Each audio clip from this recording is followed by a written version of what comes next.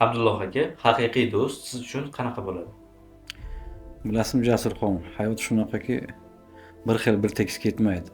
Buni o'zingiz ham bilasiz. Gohida xohlasiz, gohida turasiz. Shuning uchun haqiqiy do'st mening fikrim bo'yicha sizni og'ir vaqtingizda bilinadi. Chunki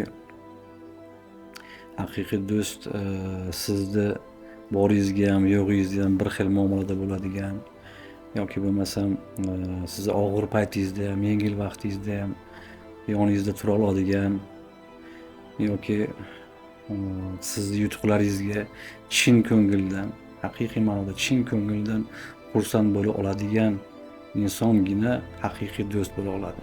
Bu nafaqat sizni o'rtog'ingiz bo'lishi mumkin, balki sizni akangiz yoki ukangiz yoki oila a'zolaringiz bo'lishi mumkin. Shuning uchun do'st degan so'zni kengroq fikrlash kerak deb o'ylayman. Misol uchun mening ham sinalgan do'stlarimdan biri bor. 30 yildan beri bizlar do'stmiz. 30 yil bu kam muddat emas aslida. Biz u bilan 2017-yildan beri hamkorlikda Central Group kompaniyasiga asos solganmiz.